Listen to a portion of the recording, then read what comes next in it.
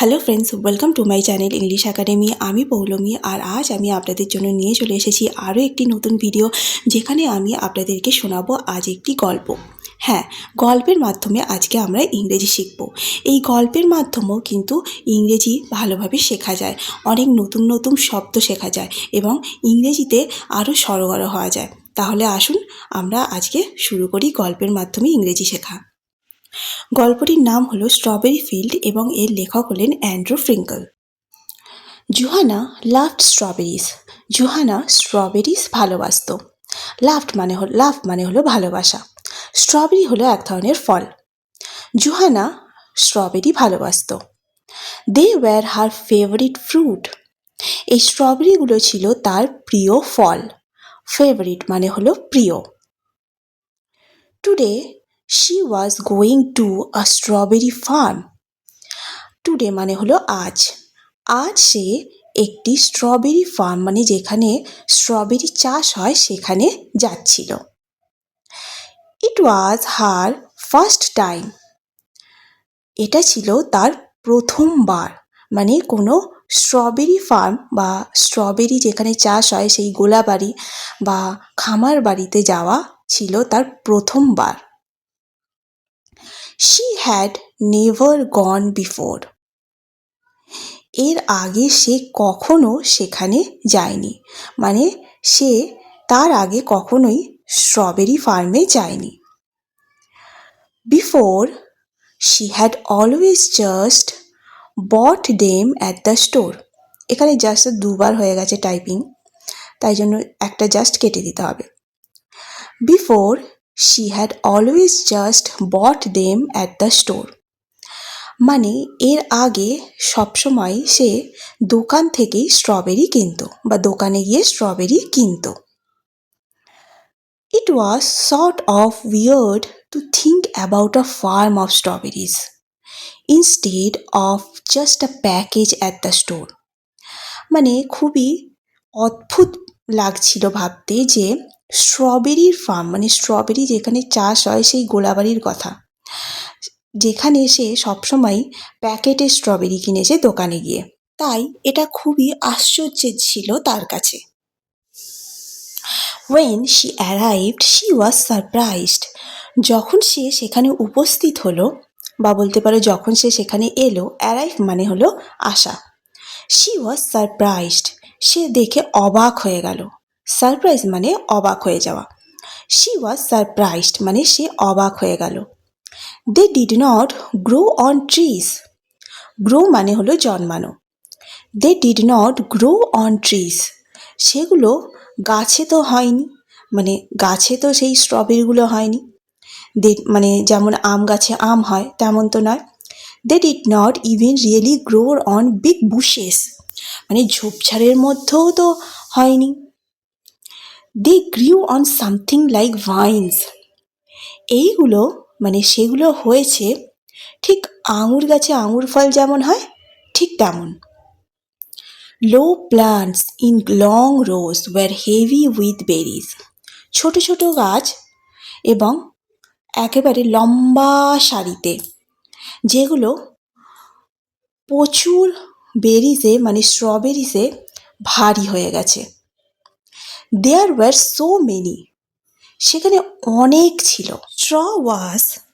Straw was packed around the plants. গাছের চারপাশে স্ট্রবেরিজে পরিপূর্ণ হয়েছিল। And there were dark parts between rows. এবং গাছের দুই সারির মাঝখান দিয়ে অপরিশোধিত একটি মাটির রাস্তা চলে গেছিল। She was given a waxy cardboard basket. তাকে একটি চটচটে কাগজের পিচবোর্ডের ঝুড়ি দেয়া হলো। She could pick as much as she wanted. সে যতগুলো চাইল ততগুলোই স্ট্রবেরি তুলে নিল। The more she paid the more she would have to pay. যতগুলোই সে নিল ততগুলোর দামই তাকে দিতে হবে। She was not sure how much to get. সে নিশ্চিত ছিল না যে সে কতগুলো পেতে পারে। She started filling her basket. সে তার ঝুড়িটা ভরা শুরু করলো। It went pretty fast. এটা খুব তাড়াতাড়ি হয়েও গেল। Because the berries were so big, কারণ স্ট্রবেরিগুলো খুব বড় বড় ছিল। They were heavy and juicy, সেগুলো ছিল খুব ভারী এবং রসালো। শি পিকড আ বাস্কেট, সে একটা ঝুড়ি নিল। Eating a few as she did, আর কিছুটা সে সেখান থেকে খেয়ে ফেলল। দে ওয়্যার সো গুড, সেগুলো খেতেও খুব ভালো ছিল। The sun had made them sweet, sun মানে সূর্য, আর এখানে রোদ বোঝায়। রোদ সেগুলোকে আরও বেশি মিষ্টি করে তুলেছিল।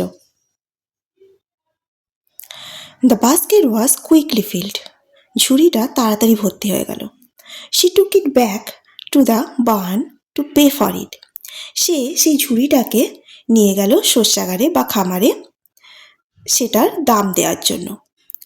দে sorted it into small cartons, আর সেই শস্যাগারে যারা ছিল তারা সেই স্ট্রবেরিগুলোকে ছোট ছোট কার্টুনসে আলাদা করে ভরে দিল। এই স্মল কার্টুনসগুলোকে বলা হলো pints and bigger ones called quarts, আর বিগার ওয়ান মানে বড় কার্টুনগুলো বা বড় বাক্সগুলোকে বলা হলো quarts. There were 2 pints in each quart, একটা কোয়ার্টে 2টো করে পিনস ছিল। She ended up getting 3 quarts and 1 pint, সব শেষে তার কাছে ছিল 3টে কোয়ার্টস এবং একটা pint. That was almost a whole gallon of berries, মানে প্রচুর পরিমাণে বেরিজ ছিল সেগুলো। ওয়েন শি ওয়েন্ট হোম, যখন সে বাড়ি এলো, she quickly cleaned the berries and put them in the fridge, সে তাড়াতাড়ি বেরিজগুলো ধুয়ে পরিষ্কার করে নিল এবং সেগুলোকে ফ্রিজের মধ্যে রেখে দিল। পুট মানে রাখা।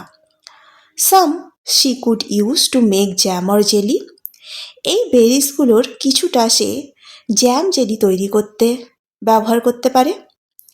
Others she could eat fresh or with sugar sprinkled on top, আর কিছুটা বেরিজ সে এমনি টাটকা সতেজও খেয়ে নিতে পারে, অথবা এই বেরিজগুলোর উপর কিছুটা চিনি ছিটিয়েও সে খেয়ে নিতে পারে।